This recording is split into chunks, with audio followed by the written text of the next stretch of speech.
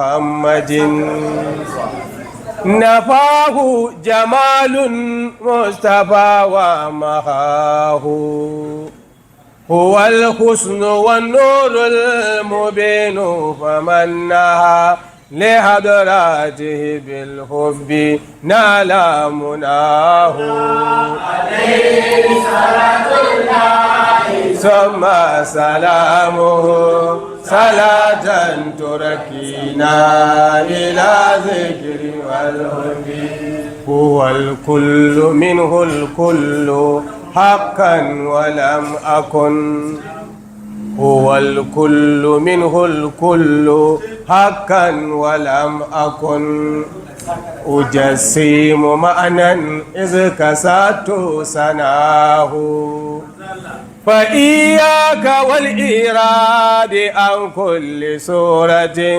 إذا رمت من سر الوجود لكاه عليه صلاة الله ثم سلامه صلاة تركينا إلى ذكر والهدي وصل وصم واشرب وكل وانكها وصل فما ثم غير المصطفى وخلاه عليه صلاة الله ثم سلامه صلاة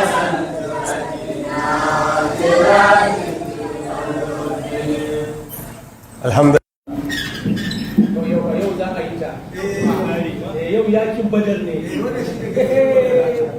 yau yakin badar da a yi daga kare ha za fira ku bayani wa bayyana haka annabi hali yake kuma yau ha za fira ku bayyana wa bayyana yau mu raba gari saboda haka izala ta gare ba mu saboda haka sai al'ummar musulmi ba za mu sa ido ga waɗansu ƙungiyoyi suna neman su rusa musulunci gaba ɗaya ba. Wannan ƙalubalen ba tawo bace ba ta ƙungiya ta bace kawai. Ɗariƙar Tijjaniya ba za ta sa ido tana kallo a ce wani ya ce Ƙur'ani za a dogara ban da hadisi ba. Ƙadiriyya ba za su ga wannan sun shiru ba. Al'ummar musulmi muna da buƙatar wannan haɗin kai. Muna da buƙatar samun wani zaure da zai ba mu ɗan da tattaunawa.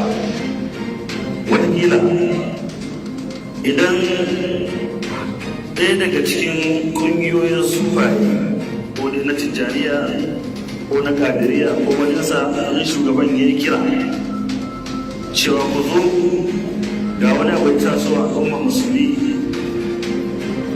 don mu tattauna wayanda za su ansa wannan kira sufaye ne ko masu alaka da irinsu za su kasance a wuri.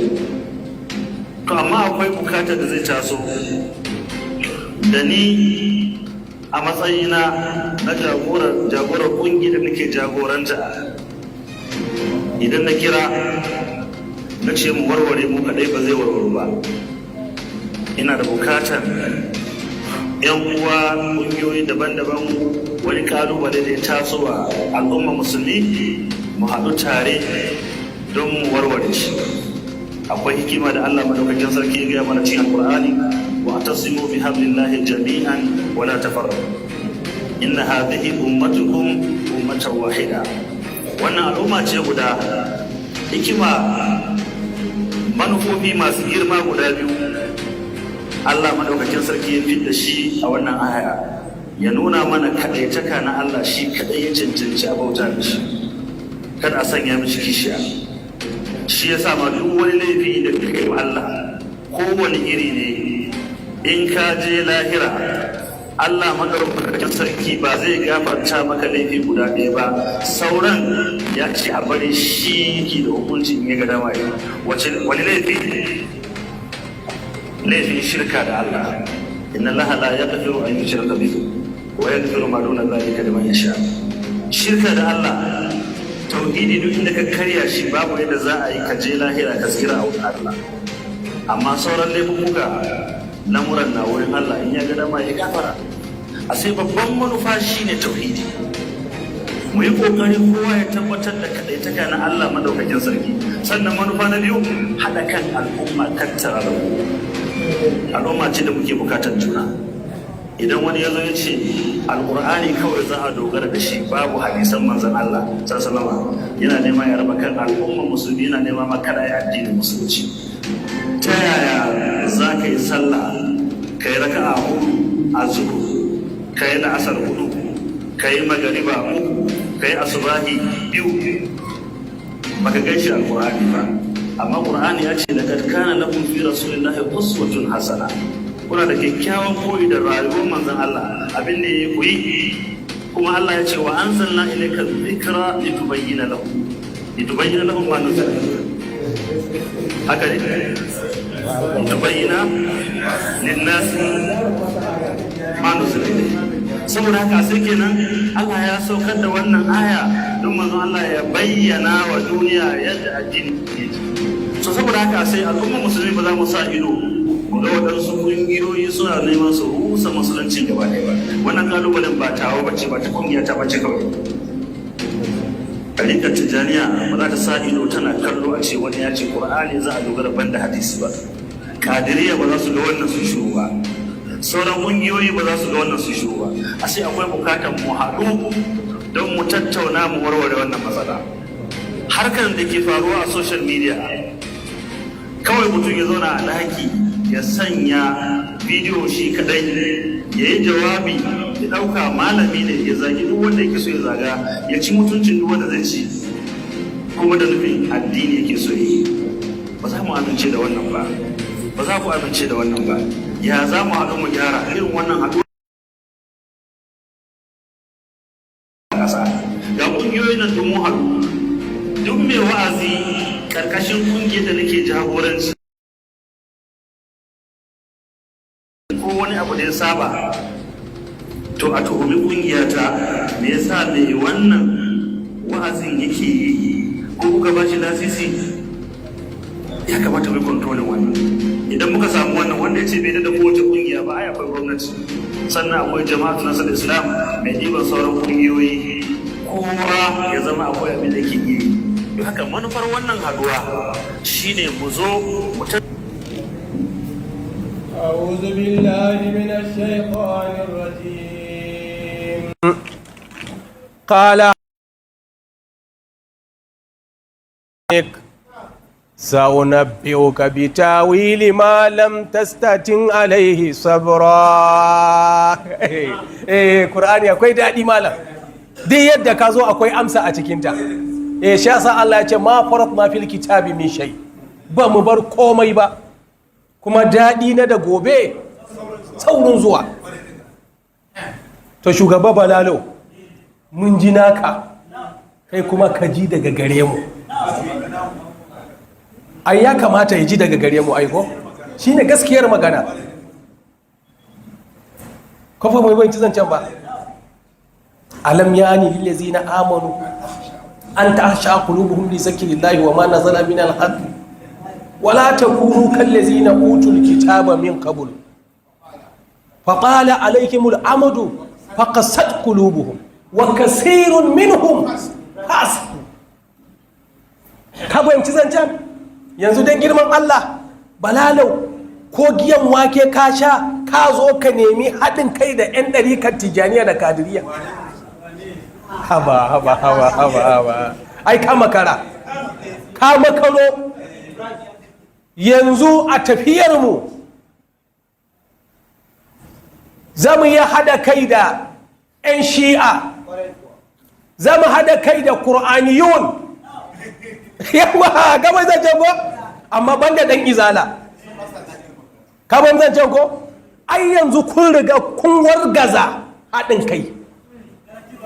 Allah ya nuna mana ku munafukai ne, ku fasikai ne, ku fajirai ne, ku zulwaji haini ne, mabota fuska biyu.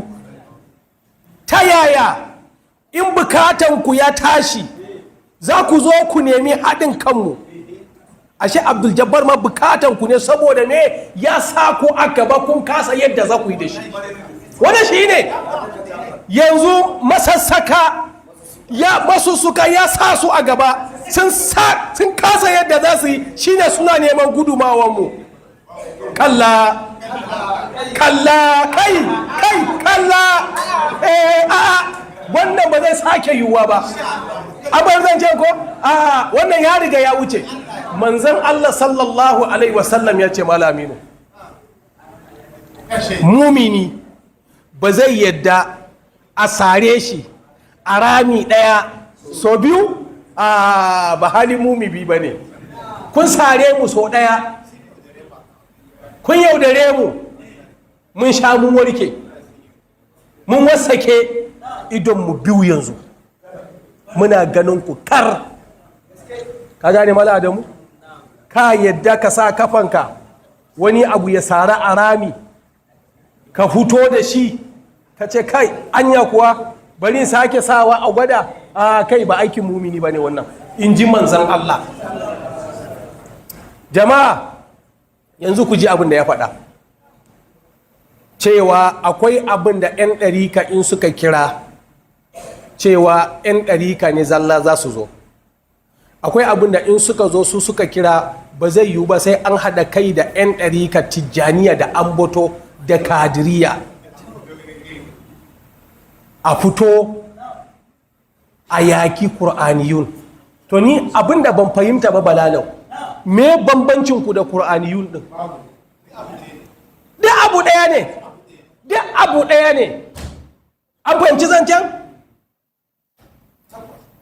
ƙur'aniyun sun ce gaba ɗaya hadisan ne ba su yadda ba, ko kuma kun ce ina karami waya na ne ba ni yana waje na yana waje na.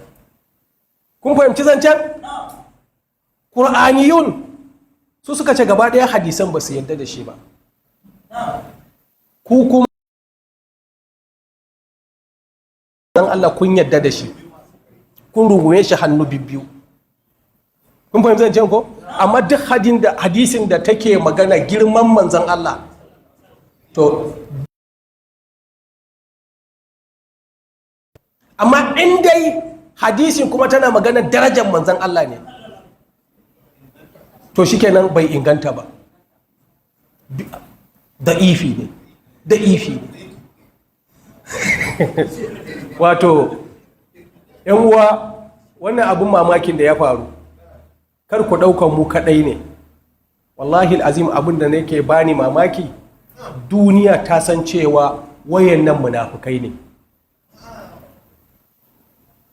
Ku je ku duba BBC jiya sun yi posting, na yi sharing a page dinama wani tambayan da suka yi, kuma ka san tambayan nan da 'yan izala ake yi. Kun fahimci zancen? Ga abin da suka ce, malam kariya fa ba ta fure take ba ta 'ya'ya ko? Yawwa gashi nan kun gani, wannan jiya ne BBC suka yi posting jiya, yanzu kwana ɗaya cif kenan da suka yi. Shasa sai na yi sharing, sai na ce BBC ta yi tambaya mai kyau, ko malaman Nigeria za su iya haɗuwa don tunkarar kalamun batanci.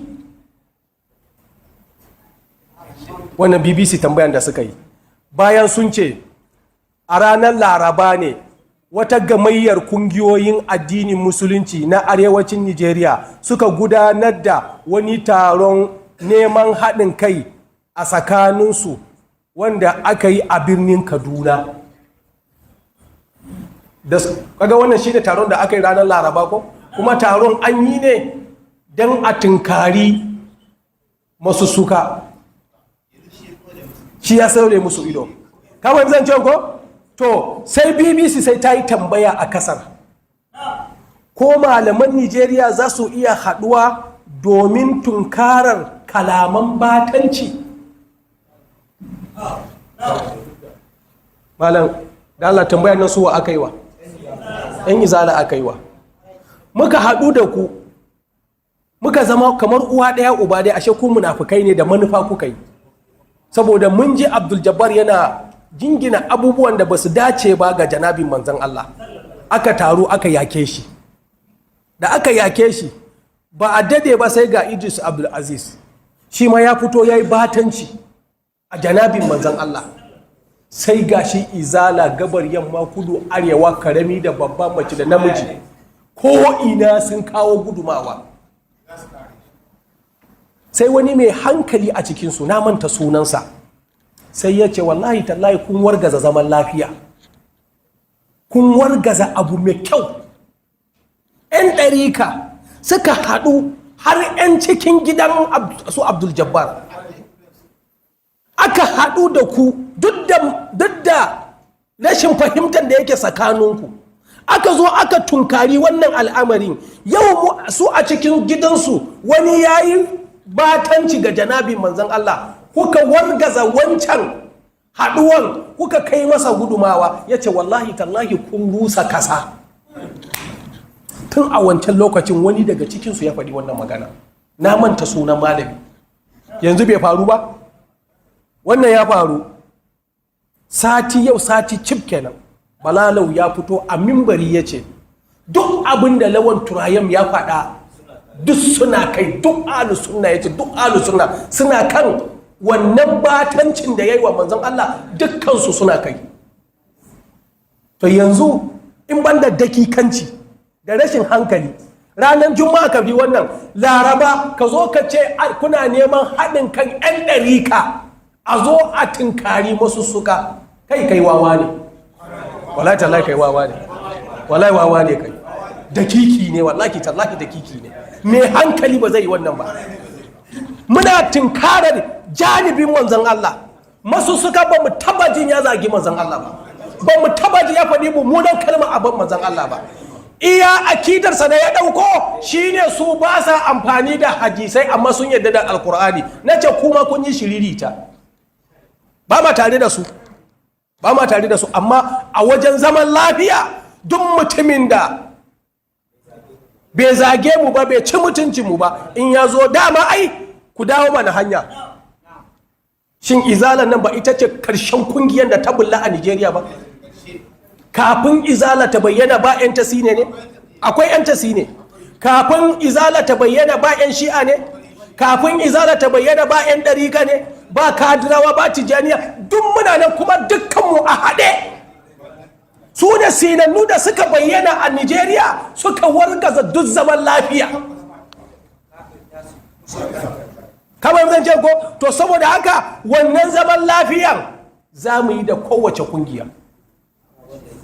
Amma ban da izala, wallahi tallahi mu da izala wa bada bainana wa bainakum adawata wal bagdaa ila yawmil qiyamati malam, har ranan kiyama ta tashi, har a busa kabo, wallahi ba mu ba gaba ne tsakanin mu da ku har abadan. Mutum ya fito a cikin ku ya ci mutuncin manzo. Dan namun bidiyo guda daya, dan namun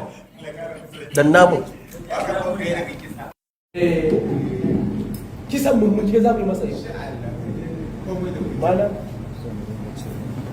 Komai rashin adalcinka, komai kiyayyanka, ka san waɗannan su ne masoya manzon Allah sallallahu alaihi wasallam. Wayannan fuskoki masu daraja su ne masoya manzon Allah, tsira da amincin Allah su tabbata gare shi. Tunda aka zauna a nan, daga wanda ya fara har zuwa shugaban majalisar malamai na ƙarshe, me ake magana? Qala Allahu qala Rasulullah. Allah ya ce, manzon Allah ya ce. Amma idan majalisa ce irin ta 'yan bidi'a,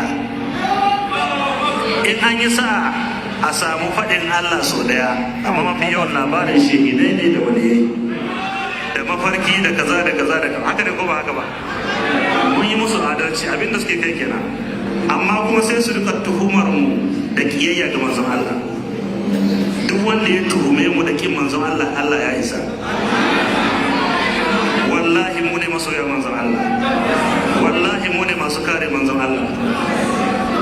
Saboda haka ya ishi aya, ina fata malaman sunna ku ci gaba da bude darussa daban-daban na karantar da mutane yadda ake soyayyen manzon Allah tsira da abincin Allah su tabbata gare shi yadda ake kaunar manzon Allah, mutane su gane waye manzon Allah, su gane darajarsa, kuma a tsaya wurin kore duk wani ƙarya da wasu karamomi da waɗansu labarin da aka bayar wa manzon Allah wanda ba haka.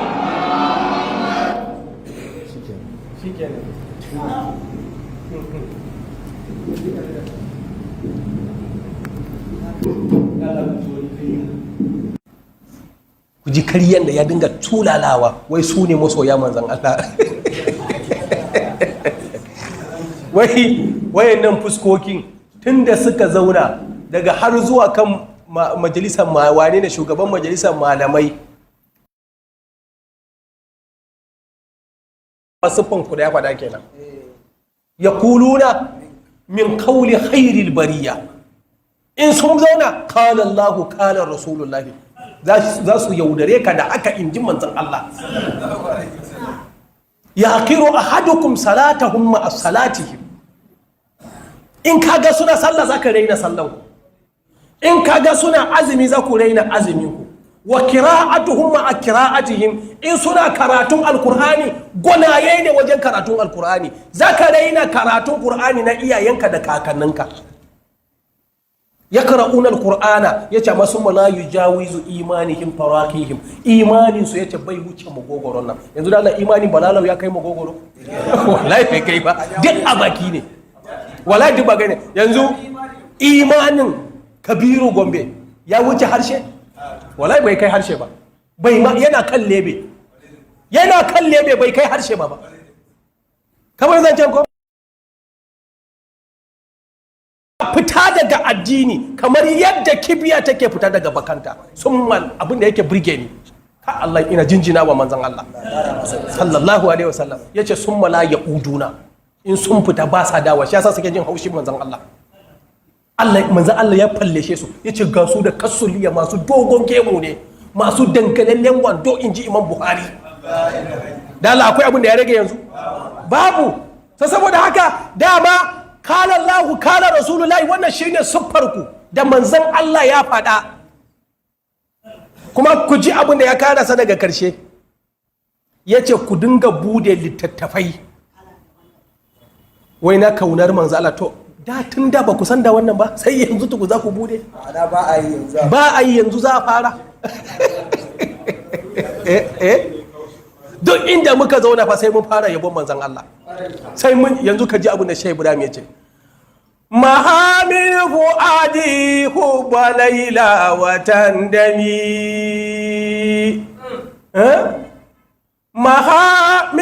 maha hubbu khairil khalqi hubba siwahu, maha hubbu khairul khalqi, son fiyayyen halitta, maha ta shabe hubbu siwahu, son wani manzon Allah.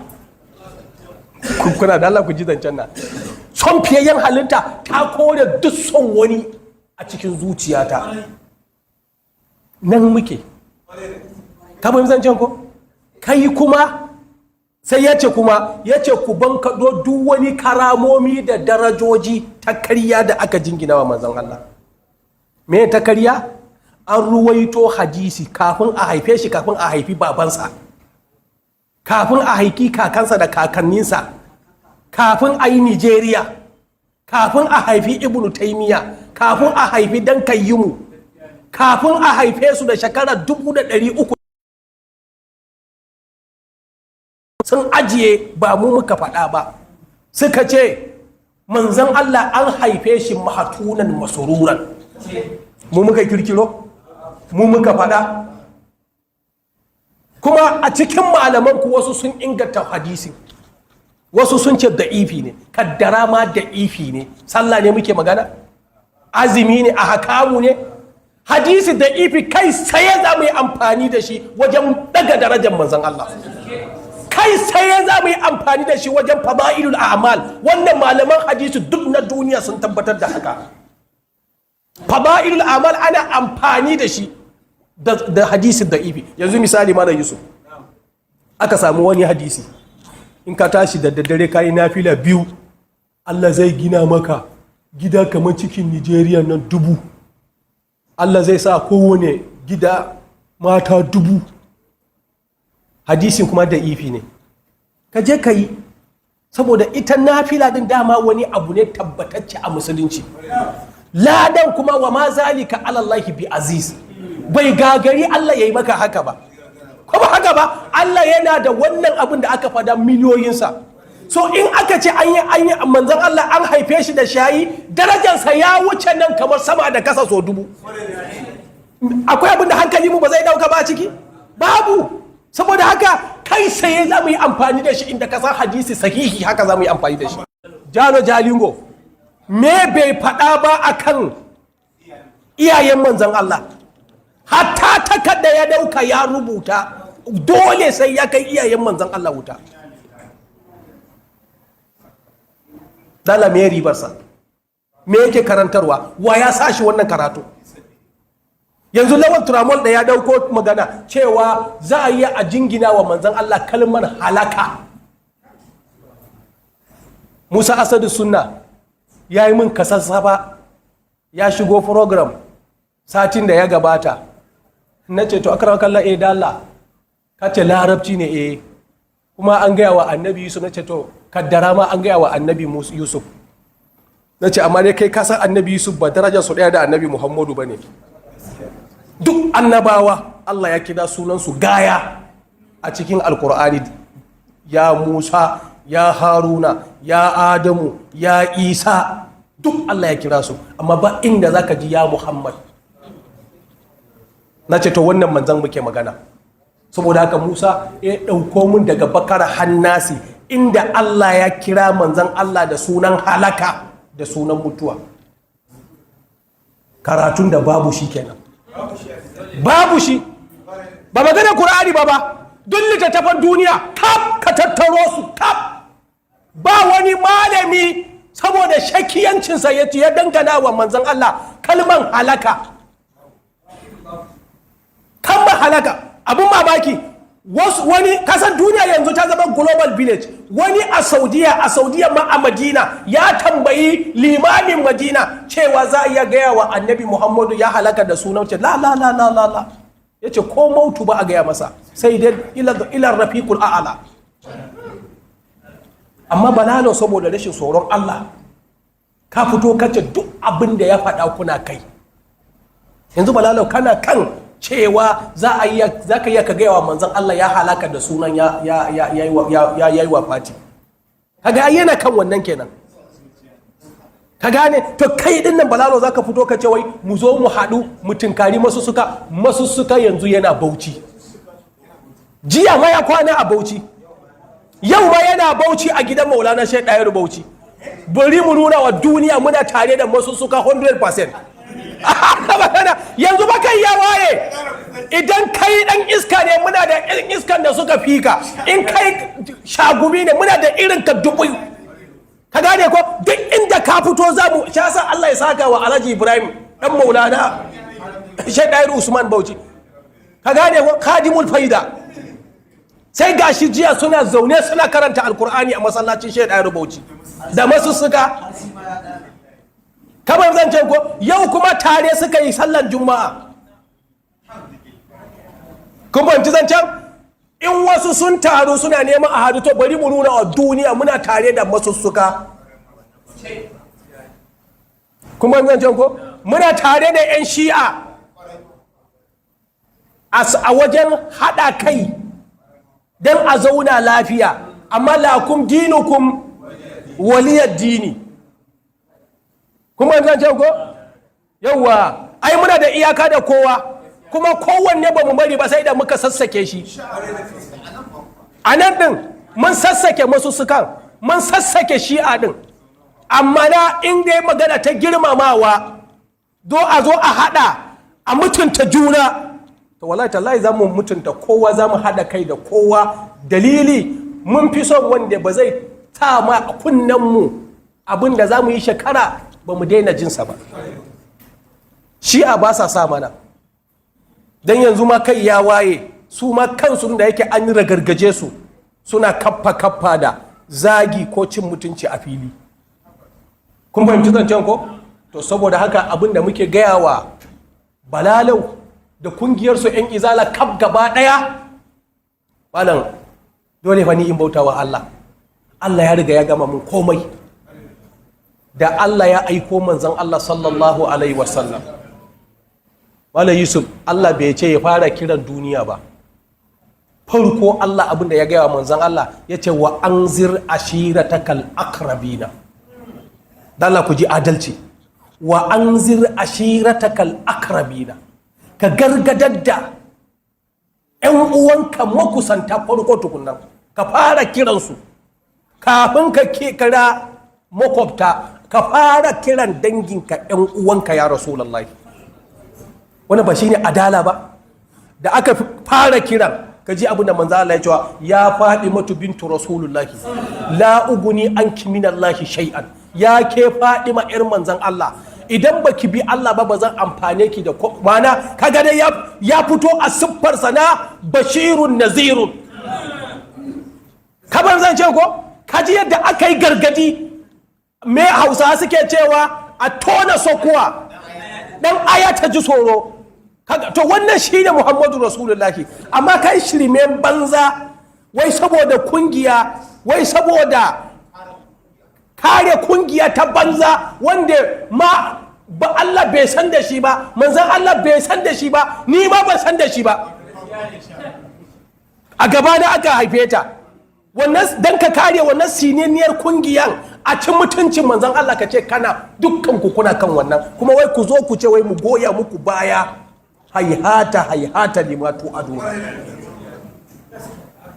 Haza firaku baini wa bainakum. Wannan an rabu har abadan.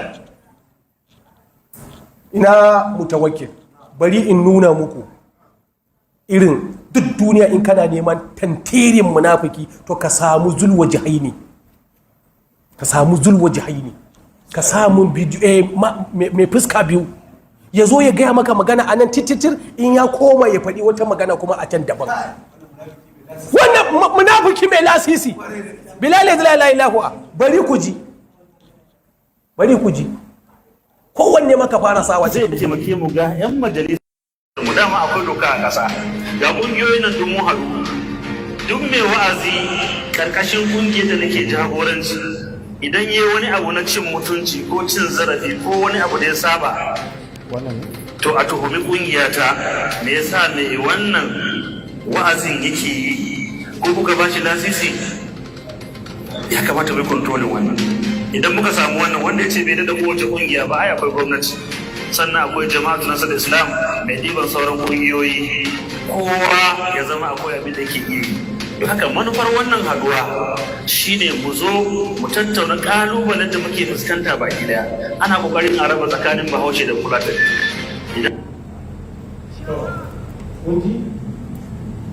Ba ku ji sosai ba wannan magana, ku dawo da hankali, sake dannawa. Zai taimake mu ga 'yan majalisar mu, dama akwai doka a ƙasa, ga ƙungiyoyin nan dun mu haɗu, duk mai wa'azi ƙarƙashin ƙungiyar da nake jagoranci, idan yi wani abu na cin mutunci ko cin zarafi ko wani abu da ya saba, to a tuhumi ƙungiyata, me yasa mai wannan wa'azin yake yi, ko kuka ba shi lasisi? Ya kamata mai kontrolin wannan. Idan muka samu kun ji abin da ya faɗa, bari ku gane zulwa jihaini. Yanzu a cikin jama'a a filin taron yake cewa in wani ya yi wa'azi ko na batanci ko wani abin da bai dace ba a cikin kungiyar da shi yake shugabanta, ya ce a tuhumi kungiyarsa, me yasa ku kuka ba shi lasisi yake cin mutunci. Kaga duk duniya ba cin mutunci da ya kai cin mutuncin manzon Allah. Yanzu muna tuhumar ɗan kungiyarsa ko ba ma tuhuma? To dan na guda ɗaya, bari shi da kansa ya warware kansa da kansa. Bari shi da kansa ya warware kansa da kansa. Shin maganar da ya faɗin gaskiya ne ko ƙarya ne? gwamnatoci kan su sanya siyasa cikin abin da ya shafi alkur'ani da sunnan manzon Allah. Idan ka ce za ka kama malamin sunna saboda aƙidar da yake karantarwa, to babu inda za ka ajiye sauran malaman, domin abin da yake kan shi ne duk ahlus sunna yake kai. In ko ka ce za ka ɗaure ahlus sunna, ai baka da gidan fursunan da za ka iya saka, ba a Kano ba, a Najeriya. Don haka kar ka ɓata wa kanka lokaci. Abinda malam Lawan Trayon ke kai shine duk wani ahlus sunna yake kai a kai. saboda haka in ka ce za ka kama shi to za ka kama duk ahlus sunna ka daure, saboda haka za ka wahala kanka. Shi yasa Allah kun ji? Da Allah kun ji? Yanzu bai magana biyu ba? A cikin jama'a ka fito ka ce in dan kungiyanka yayi abin da bai dace ba. Yanzu da Allah a ce mu makiyansa ne. A ce ma'ana mu kaddara taslimul jadali. A ce mu ba ma son triumph saboda bambancin akida. Da Allah Alkasim Fotoro ma makiyinsa ne. Abinda muka fahimta a cikin kalamun Lawan Turamol, Alkasim Fotoro shi ya fahimta, shi Daurawa ya fahimta, shi Sambo Rigacuku ya fahimta, Nurul Kadi shi ya fahimta. Kun fahimta zancen? Wayannan dukka masu intisabi ne ga Ahlus Sunna da Izala, suka ce akwai kuskure cikin lafazin da Lawan Turamol ya jingina wa manzon Allah. To mu aje mu makiya ne. Kuma zan ce ko mu makiya aje mu. To su wayannan mu makiya ne? Su ba ƴan kungiyan ba ne? Wannan adalcin Bala Lau ka kasa yi ka ce lalle fa akwai kuskure a guri kaza. Amma in Allah ya yarda za mu sa shi ya gyara lafazinsa, saboda me in mutum zai yi magana a janabin manzon Allah ya kyautata lafazi, wannan kadai ya gagare ka. Ka ce duk abin da Lawan Turamol ya faɗa dukkan ku ko 'yan izala kuna kai, kuma an ce maku makiyan annabi ka fito kana cewa Allah ya san ka ina zai je. Allah ya san ka zai sari guntun gatarin bakinka ba inda zai je, saboda kai kanka yanzu ka tabbatar kai makiyin manzon Allah ne. Mutum da ana tuhumarsa da kiyayyar manzon Allah, kuka ce duk abin da ya faɗa kuna kai.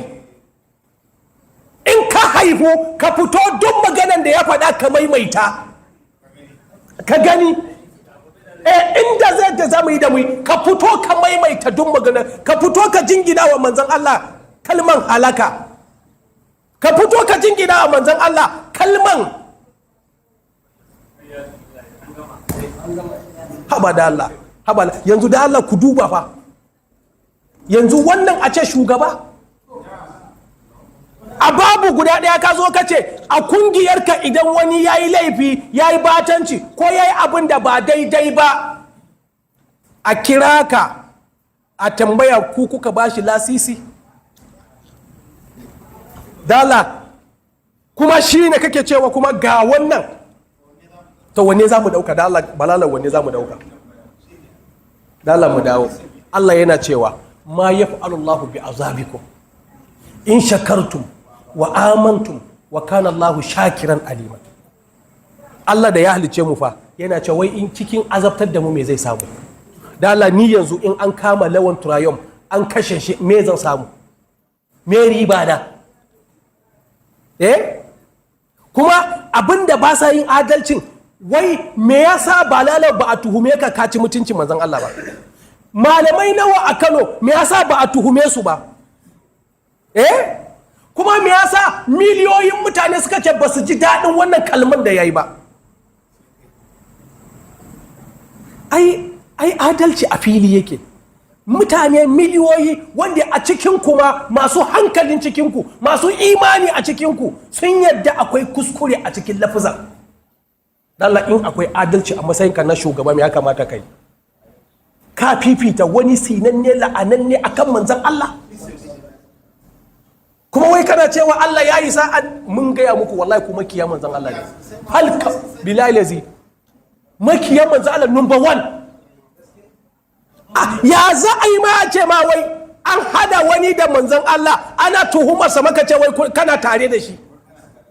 Ai ko a babanka ne ka ajiye shi a gama kezzun tukunna. To wannan shine fa, wannan fa shine izala, wannan ita ce fa izala. Nurul Khalid ya ce izalan nan fa a Ingila, a wahabiyan nan aice a Ingila aka kirkiro ta. Malam ba ni wayan, a Ingila aka kirkiro ta. Ka fahimci zancen ko?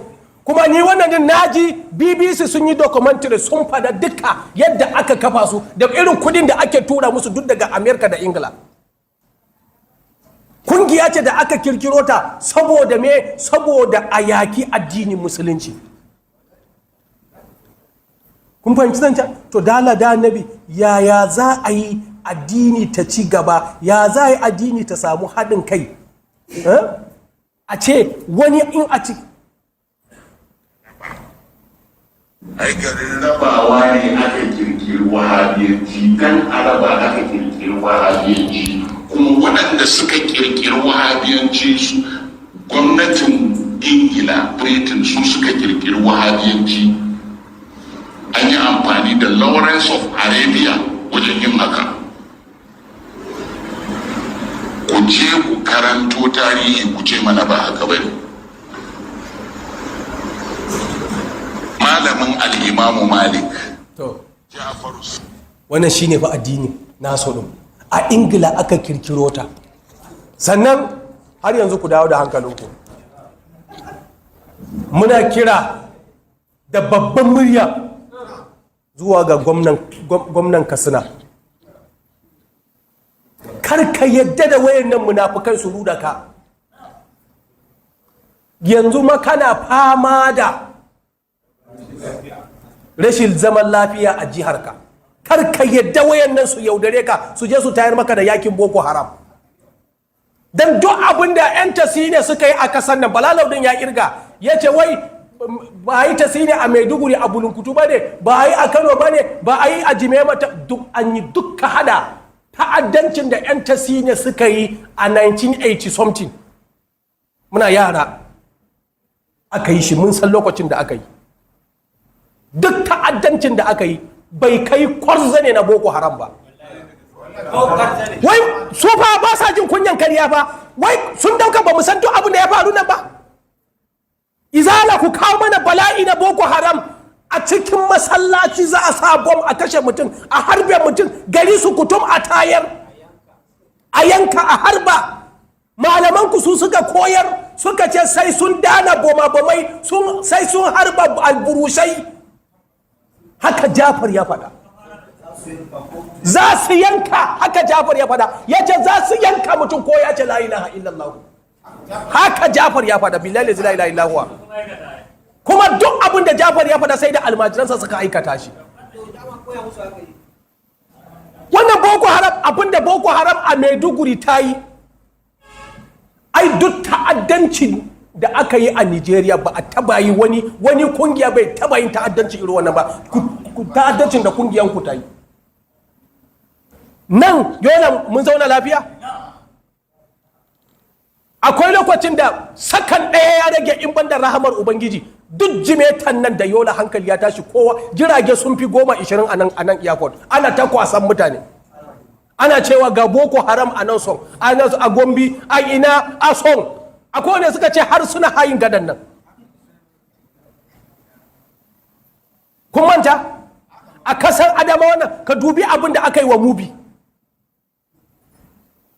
ka dubi abin da aka yi a Mubi. Kai duk sitar din arewa nan ina ne Boko Haram bai taba su ba? To su waye ne Boko Haram? Ba 'yan izalan ba ne?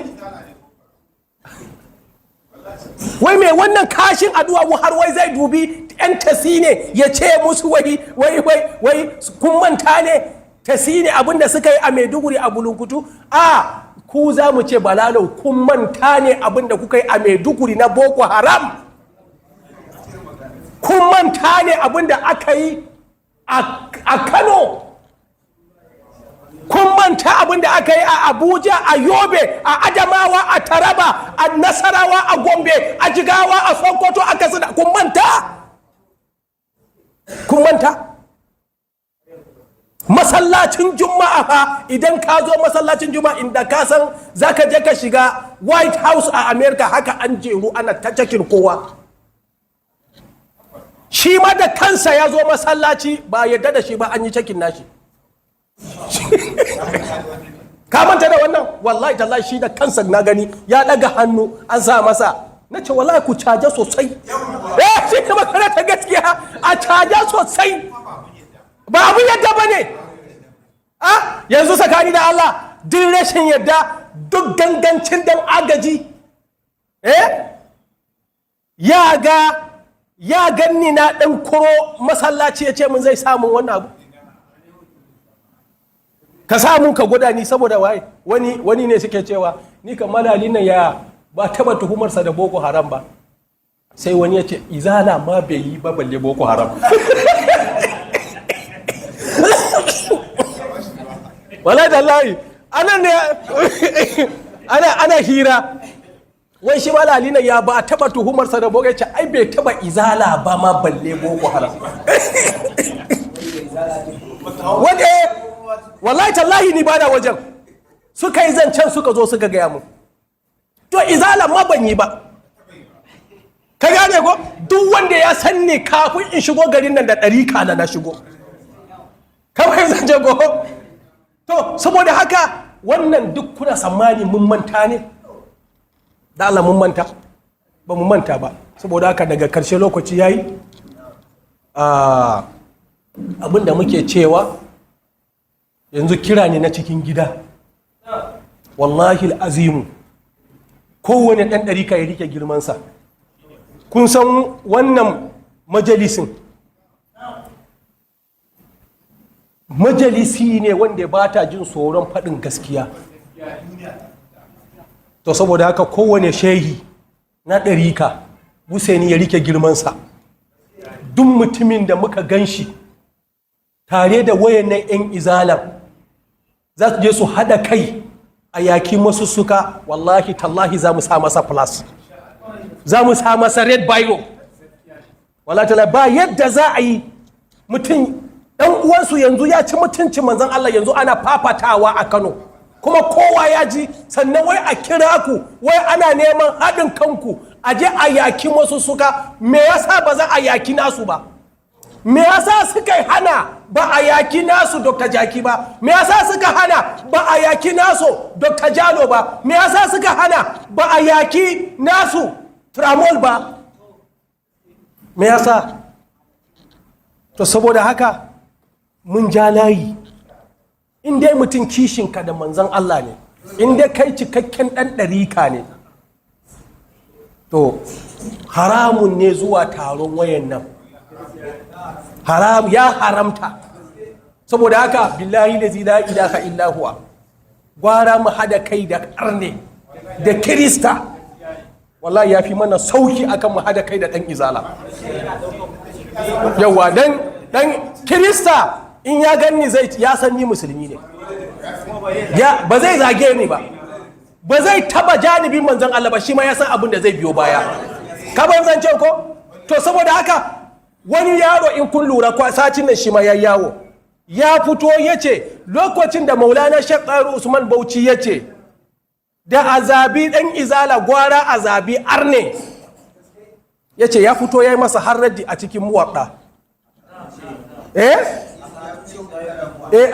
koma ya ce ya kai shekara 10 ka gane ko ya ce ya tuba ya ce yanzu ya gane wallahi ya ce da izala ya ce gwara arna bilalazi ya ce don ba sa jiyar da mu mummunan kalamai a janibin manzan Allah wannan ɗan izala ne ya faɗa yanzu ya gane gaskiya ya fito ya ce yana kan wannan nan to wallahi tallahi bilalazi la ilaha illahuwa muna kan bakanmu na faɗin maulana Sheikh Tsayar Usman Bauchi da mu zabi ɗan izala gwara mu zabi kirista gwara mu zabi pagan wallahi tallahi duk wani muna kallon su ba duk wasu wani yana bultu yana wani meme yana neman gwamna kariya kake yi bari lokaci ya zo wallahi sai mun tona sirili ba dan izalan da zamu yadda mu zabe shi wannan sako ya isa wajen su tsohon ministan Abuja duk muna kallon ka wannan fare-fare da kake yi mun san kai waye kai da a ministan ma aka tuhume ka da Boko Haram yanzu kana samani duk mun manta wannan ne mutanen kudu har sun fito sun yi zanga-zanga akan a saukar da shi dan Boko Haram ne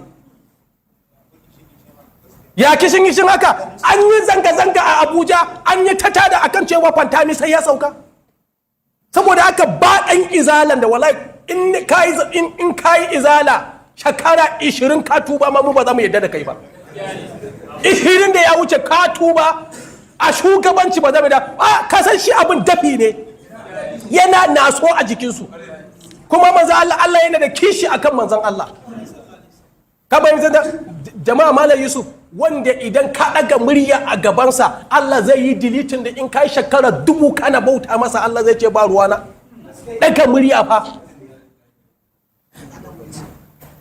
To saboda haka abin da muke magana wallahi azimu muna jawa 'yan uwanmu 'yan ɗarika shehinanmu iyayenmu to girman ka wallahi girman manzan Allah ne. Duk wani wanda muka hadu da kai wallahi manzan Allah ne ya hada mu da kai, Shehu Tijjani ne ya hada mu da kai. Saboda haka wayannan sun fito sun nuna kiyayyansu ga manzan Allah a fili a karara. Saboda haka mun yi so ɗaya manzan Allah ya ce mumini ba zai yadda a sare shi a rami ɗaya so biyu ba, wallahi ba za mu sake sa kafanmu ba. Saboda haka musu suka ya je ya yi sassakansa ya san cewa in ya je lahira shi ma zai gamu da Allah. Yawwa bakin da Kur'ani ya fita a nan hadisan suka fita. Ka gane ko?